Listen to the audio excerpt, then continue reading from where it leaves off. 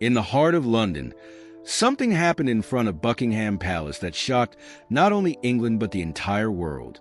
A chain of events that started with a karate master challenging a royal guard led to an ending that no one could have predicted. Stick around until the end of the story, because when you hear what happened, you won't be able to hide your astonishment. It all began on an ordinary afternoon, with the sun illuminating the majestic silhouette of Buckingham Palace. The joyful laughter of tourists, the flashes of cameras, and the enthusiastic narrations of guides had transformed the square into something of a carnival. But this peaceful atmosphere soon turned into a tense anticipation. A man named Jack Randall, around 35 years old, appeared in the middle of the square. With his sharp gaze, muscular build, and confident demeanor, he stood out from the crowd. A former karate champion, Jack had come to London to witness British discipline. But what he saw didn't impress him. Instead, it caused him to look down on the royal guards. "Look at these guys," Jack shouted, his voice echoing in the square. "They're nothing more than statues in uniform." Some tourists frowned at these disrespectful words, showing their disapproval. But Jack, with his nonchalant attitude, enjoyed drawing attention to himself. "Jack, relax," one of his friends interjected nervously. "It's just a ceremony." "Ceremony?" Jack scoffed, turning his gaze to the nearest guard. "Nonsense. I could take them all down with a single punch. I bet they don't even know how to fight." These words caused whispers among the tourists in the square. Some started to move away, while others took out their phones to record this unexpected event. Richard Hunt, a royal guard, stood tall in his post, despite Jack's insulting words. His red tunic and gleaming gold buttons shone in the sun. Years of training had taught Richard not to respond to provocations, no matter how blatant. For him, there was only one rule: maintain discipline. Jack's sharp eyes focused on Richard. The guard's unwavering stance provoked him even more. "Watch this," Jack said, approaching his friends with a sly grin. "I'm going to give them a show they won't forget." The atmosphere in the square was thick with tension. Tourists whispered with a mixture of curiosity and anxiety, raising their phones to record the event. Richard continued to stand tall and silently. "Hey you," Jack shouted, approaching the barriers. "Are you alive or are you just decoration?" Richard's face didn't show any changes. His gaze was fixed on the horizon, but Jack perceived this lack of reaction as a challenge. "I bet you won't even flinch if I take a swing at you," Jack declared loudly. Turning to his friends, he laughed. This challenge caused the crowd to react even more. "This is going too far," an elderly woman whispered, clinging to the arm of the young couple next to her. "Someone needs to stop him," a man in a suit muttered, holding his phone steady. But no one dared to intervene. Jack's imposing physique and aggressive attitude kept everyone away. Richard, however, continued to watch Jack with an icy gaze. Jack took another step towards the barriers. "What's wrong? Cat got your tongue?" he taunted. "Let's see how tough you really are." The air was thick with tension. Every passing second felt like an eternity. The crowd held its breath, feeling that a critical moment was approaching. Jack, enjoying the show he had created, leaned towards Richard. "Well, are you ready to lose that cool facade?" he whispered in a taunting tone. For Richard, maintaining his composure wasn't just a matter of discipline. It was his honor. Beneath his stoic exterior, his instincts were sharpening, preparing him for whatever might come. For the crowd, this scene was like the calm before the storm. The square in front of Buckingham Palace was engulfed in a tense silence. The usual murmur of tourists had disappeared, replaced only by Jack Randall's voice. Emerging from the crowd like a predator searching for its prey, his confident and almost theatrical movements clearly showed that he was there to put on a show. "Hey, soldier," he shouted, approaching the barriers. His sharp and booming voice echoed off the palace walls. "Show me what you can do, or are you just a decoration on this square?" The crowd tensed. People whispered among themselves, and some quickly took out their phones to record what was unfolding. Jack noticed the tourist's gaze is focusing on him, and a self-satisfied grin spread across his face. He reveled in the attention, enjoying being in the spotlight. Standing nearby, Richard Hunt, a tall and imposing guard, was the epitome of royal discipline. His red tunic gleamed in the sunlight, and his tall fur hat emphasized his commanding stature. Despite the unfolding drama, Richard's face remained calm. But behind this calm facade, he could feel the tension building. This tourist was crossing a line. "Can't you hear me, huh?" Jack taunted, taking a step closer to the barrier. His piercing gray eyes bored into Richard. "Or maybe you can't move unless someone gives you an order." Richard stood firm, his gaze fixed on the horizon. His breathing was steady, but his muscles were tense. Every passing second of silence was like pouring gasoline on the fire. The crowd was beginning to split into factions. Some whispered to one another, concerned that Jack might go too far. Others, visibly annoyed, quietly voiced their disapproval. "This is unacceptable," muttered an elderly man in a hat, standing beside a young couple. "Someone needs to stop him," the woman replied, clutching her partner's arm. But Jack paid no attention to their words. He was immersed in his own show. His friends, standing a short distance away, exchanged nervous glances. One of them, a tall man in a sports jacket, tried to intervene. "Jack, that's enough. This is the Royal Guard. They take their duty seriously. You're about to cross a line." Jack just laughed, brushing off the warning. "Relax. They're not going to do anything. They're just part of the tourist attraction." With that, he stepped over the barrier. The crowd collectively gasped as if the air had been sucked out of them. Jack raised his hands and assumed a fighting stance. His pose was sharp and confident, a clear display of his skill and physical prowess. He executed a few quick shadow punches, the strikes slicing through the air. "Watch and learn," he announced loudly to the crowd. "I'll show you how real defense works." The crowd was frozen. Some watched in horror. Others couldn't look away, sensing the situation was spiraling towards an unpredictable outcome. Some recorded the scene, while others shouted, "Stop. This isn't the place for your antics." But Jack was fully absorbed in his performance. His shouts echoed across the square, and his movements grew more exaggerated and provocative. "Guardsmen, get ready," he yelled, lunging forward. Richard stood like a stone statue, his gaze still fixed ahead. The tension around him was palpable. The crowd, struck dumb by the spectacle, seemed to hold its collective breath. On the square, only the sound of hearts pounding and the faint rustle of the breeze broke the eerie silence. Only Jack seemed to know, or believe he knew, what would happen next. The square in front of Buckingham Palace was thick with tension. Every eye was fixed on Jack Randall, whose arrogance had reached its zenith. His movements were sharper now, his voice louder, cutting through the still air. "Well, mannequin, it's time for you to move," Jack jeered, throwing a few quick punches into the air in Richard's direction. Richard's expression didn't change, not even a twitch, but his icy stare seemed to carry an unspoken warning. It was the gaze of someone trained to remain calm under pressure, but prepared for anything. Jack, basking in the crowd's attention, grinned even wider. He thrived on the cameras pointed at him, relishing the spotlight. His friends stood off to the side, whispering nervously. "This is too much," muttered one of them, a tall man wearing a baseball cap. "He's really going too far." But Jack wasn't listening. He was caught up in his own bravado, completely enthralled by his antics. "All right, if you won't move, I'll show you what a real attack looks like," he shouted, stepping forward with a dramatic flourish. It all happened in a split second. Jack lunged forward, aiming a high kick at Richard's shoulder. The crowd gasped, and someone even screamed, "Stop him!" Before Jack could complete his strike, Richard reacted with lightning speed.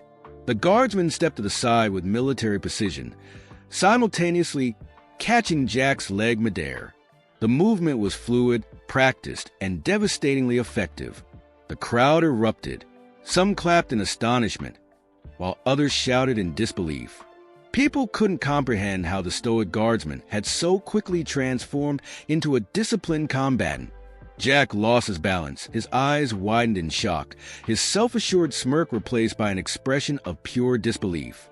He tried to pull away, but Richard used his momentum against him. With a swift, controlled motion, the guardsman sent Jack sprawling to the ground.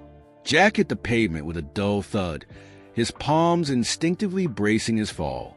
His arrogance shattered alongside his balance. Richard resumed his original stance, his back straight, and his gaze once again fixed on the horizon. It was as if nothing had happened. The crowd buzzed with energy. Some shouted words of admiration. Incredible. He didn't even flinch. Now that's professionalism. Others were still reeling from the shock. Is he a trained fighter? How did he do that? Jack scrambled to his feet, his face flushed with humiliation. He stared at Richard, struggling to comprehend how the guardsman had turned the tables so effortlessly. His voice faltered as he muttered, You didn't even warn me." But his words were lost in the roar of the crowd. Richard remained silent, his face unchanging, but his unyielding gaze seemed to convey a single message: "Don't try that again." The crowd continued to buzz with excitement. One bystander shouted, "That's what you get, idiot. Don't mess with the guards." Jack, seemingly deaf to the commotion, turned to his friends. His pride was in tatters, but he still didn't grasp the full extent of the fallout that was yet to come. The square in front of Buckingham Palace erupted with emotions. The crowd, which had initially observed Jack's antics with curiosity and confusion, transformed into a seething mix of condemnation and excitement. As soon as Richard skillfully brought Jack to the ground, people began clapping and shouting their support for the guard. "That's what I'm talking about. Well done," someone from the front row yelled. "That's professionalism. Take notes," another added. Still lying on the pavement, Jack looked dazed and humiliated. His pride, along with his athletic reputation, had been shattered in front of dozens of onlookers. He quickly tried to salvage the situation, raising his hands in a gesture of peace. "This is a misunderstanding. I was just joking. You all took it the wrong way." His voice trembled, but the crowd wasn't buying it. Amid the murmurs and exclamations, two royal security officers emerged from behind the barriers. Leading them was a tall, stern-looking man in his 40s with a perfectly straight posture and a piercing, assessing gaze. His gray suit was immaculate, emphasizing his official authority. Behind him walked a younger officer, holding a radio and scanning the scene. The crowd fell silent, instinctively making way for the officers as though understanding that justice was about to be served. Jack, still on the ground and trying to stand, locked eyes with the lead officer. The man wasn't visibly angry. His expressionless face was far more intimidating. As he reached Jack, he leaned slightly forward and with an icy calm said, "Sir, you have just assaulted a member of the Royal Guard on duty. You are under arrest." The officer's words hung in the air like a thunderclap. The crowd gasped, then erupted into cheers and applause. "Serves him right. Disgraceful. Respect the Royal Guard." Jack's face turned pale. He stammered, raising his hands as if trying to plead his innocence. "I didn't mean it. It was a joke, just a demonstration. I wasn't trying to hurt anyone." The officers ignored his excuses. The younger officer stepped forward, producing handcuffs with practiced efficiency. He swiftly cuffed Jack's wrist, immobilizing him. "You have the right to remain silent. Anything you say can and will be used against you in a court of law," the lead officer said, delivering the standard warning with crisp precision, leaving Jack no room for protest. The crowd encircled the scene, maintaining a respectful distance, but growing louder with their remarks. This should be a lesson. Respect the traditions or go back home. Phones were raised high, capturing every moment of the arrest. Jack, who had previously relished the attention, now found himself trapped by it.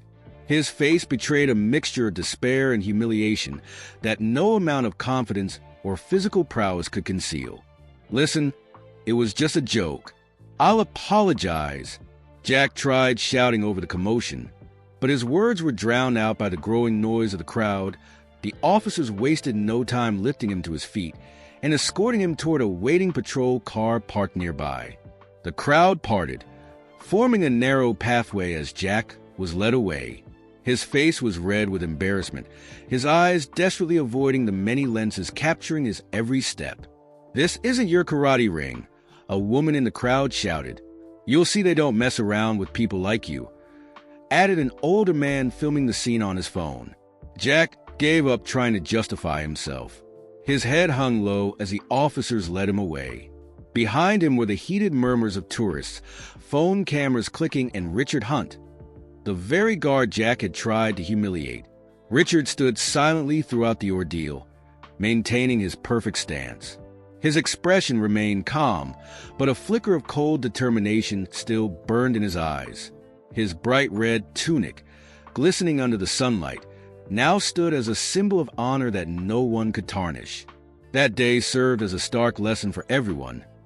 The Royal Guard is not just a tourist attraction, but a representation of strength, dignity, and discipline, qualities that cannot be challenged without consequence. Barely an hour had passed since the incident when the video of Jack's fall at the hands of the Royal Guard flooded social media. Footage showing the former karate champion being swiftly outmaneuvered by the guard went viral almost instantly. Subscribers and journalists alike shared the clips, fueling widespread discussion. "This is incredible. That guard is a true professional," read one of the first comments. "He should have known better. The Royal Guard is no joke," wrote another. Across platforms from Facebook to TikTok, the video was accompanied by sharp hashtags. Hashtag respect traditions, hashtag guard be scared to champion, hashtag tourist fail. The discussion quickly spread beyond the internet. Newspapers and news channels picked up the story, incorporating the footage into their broadcasts with headlines such as "Tourist Challenges Guard" and "Faces Defeat," or "How a Reckless Stunt Brought Shame to a Former Champion." Jack in detention. Meanwhile, Jack found himself sitting in the cold, confined space of a holding cell. For the first time in years, he felt vulnerable. His reflection in the steel sink no longer showed a confident fighter, but a man whose ego had been thoroughly dismantled. His lawyer, a young man in a crisp suit, stood opposite him, holding a folder filled with paperwork. "Do you realize your actions are now being discussed all over the country?" he asked coldly. "You need to issue a formal apology." Jack exhaled heavily, the weight of the cell walls pressing in on him. "Yeah, I get it, it was a mistake, but they could have handled it differently." He started attempting to justify himself. The lawyer cut him off sharply. "This wasn't just a mistake, Jack. It was a complete failure. And if you want to salvage any part of your life, you'll need to take responsibility for your actions." The apology. Everyone was waiting for under pressure from his legal team and the overwhelming public backlash. Jack issued a formal apology. The next day, Cameron captured him seated at a table, wearing a stiff suit and sporting a tense expression. "I want to apologize to the Royal Guard, to Richard Hunt, and to the entire country for my reckless actions," he said, looking directly into the camera. "It was a foolish and disrespectful stunt, and I deeply regret what I did," but viewers weren't quick to forgive. Now he's sorry. A little too late for that, one commenter wrote. "An apology, it's meaningless. He should face the consequences," added another, said. "Impact on public opinion." While Jack's apology felt like a forced gesture to many, the image of Richard Hunt, the stoic and disciplined guard, became a beacon of honor. His composure and swift reaction drew widespread admiration. Now that is what a true professional looks like. Respect to Richard. This is a lesson for people like that tourist. The Royal Guard released an official statement emphasizing, "We stand not only as a symbol of tradition, but also as protectors of the values of our country. Such behavior should not be normalized, and there will be serious consequences for those who cross the line." The fallout. Jack remained the center of attention. Newspapers ran dramatic headlines, such as "The Fall of a Proud Karate Champion," "How Ego and Disrespect Led to Humiliation," Richard Hunt, the hero of the day. The story became a rallying cry for respecting traditions, and those who uphold them. Jack's name turned into a cautionary tale, a stark reminder that even the most confident individuals can falter when they overstep boundaries. The courtroom was packed to capacity. Journalists with notepads and cameras filled every available seat, eager to cover the case already dubbed the Karate Champion trial. Jack had no escape from the intense scrutiny. He sat on the defendant's bench, shoulders slumped, eyes fixed on the floor. The confidence he had displayed so boldly in front of the crowd was now nowhere to be seen. The judge, a stern elderly man with a serious demeanor, looked over his glasses to survey the room. His voice was firm but steady. Let us begin the hearing regarding Mr. Jack Randall's assault on a member of the Royal Guard. Jack's lawyer rose, his tone measured as he attempted to soften the situation. Your Honor, my client's actions were nothing more than an ill-conceived joke. He did not intend to cause harm and did not grasp the seriousness of his behavior. The judge frowned, his gaze settling on Jack. He repeated slowly, "We have video evidence showing your client deliberately crossing boundaries, issuing threats, and attempting to physically strike an individual on duty that cannot be excused as a joke." A tense silence filled the courtroom. Journalists scribbled furiously, eager to capture every detailed testimonies and video evidence.